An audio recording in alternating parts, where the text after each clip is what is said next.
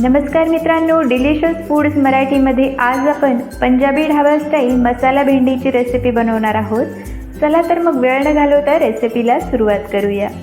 मसाला भेंडी बनवण्यासाठी सगळ्यात पहिले मी एका बाउलमध्ये 1 चमचा लाल मिरची पावडर, अर्धा चमचा जीरा पावडर, अर्धा चमचा हळद, 1 चमचा धने पावडर, अर्धा चमचा आमचूर पावडर, 1.5 चमचे मीठ, 1 चमचा गरम मसाला आणि पाव चमचा हिंग घेतला आहे। आता यामध्ये 3 ते 4 चमचे पाणी घालून याची आपल्याला एक व्यवस्थित पेस्ट तयार करून घ्यायची आहे। आता ही पेस्ट आपण थोड्या वेळ साईडला ठेवूया। आता एका कढईमध्ये आपल्याला 2 चमचे तेल घ्यायचं आहे।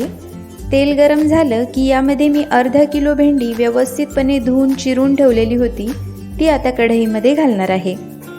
ही भेंडी आपल्याला 5 ते 7 मिनिटापर्यंत हाय फ्लेमवर व्यवस्थितपणे परतून घ्यायची आहे। तुम्ही बघू शकता मी भेंडीला एकदा व्यवस्थित परतून घेतला आहे आणि याप्रमाणे अरेंज करून परत 2 मिनिटं शिजू द्यायचं, परत एकदा परतून घ्यायचं आणि परत 2 मिनिटापर्यंत शिजू द्यायचं। अशा प्रकारे ही भेंडी मी 5 ते 7 मिनिटापर्यंत अगदी व्यवस्थितपणे परतून घेतलेली आहे। भेंडीला अगदी छानसा गोल्डन ब्राऊन रंग आता आलेला आहे। आता ही भेंडी आपण एका प्लेटमध्ये काढून घेऊया। आता याच कढईमध्ये आपल्याला 3 ते 4 चमचे तेल घ्यायचं आहे।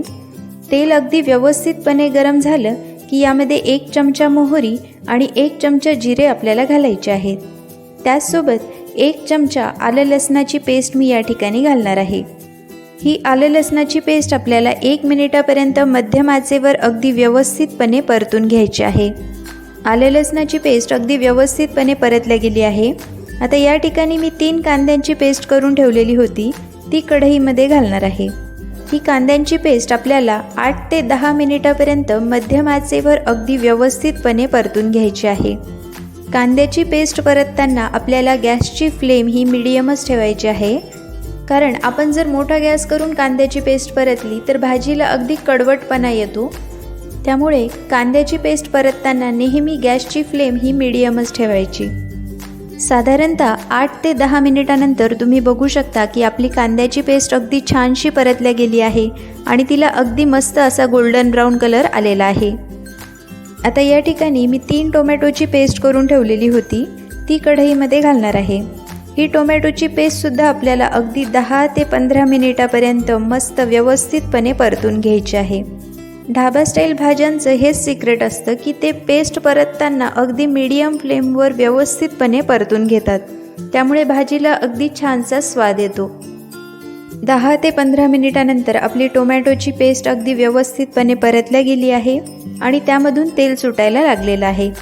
आता या ठिकाणी आपण जी मसाल्यांची पेस्ट करून ठेवलेली होती ती आता कढईमध्ये आपण घालणार आहोत। मसाल्यांची पेस्ट घातल्यानंतर यामध्ये मी 2 ते 3 चमचे पाणी लगेचच कढईमध्ये घालणार आहे।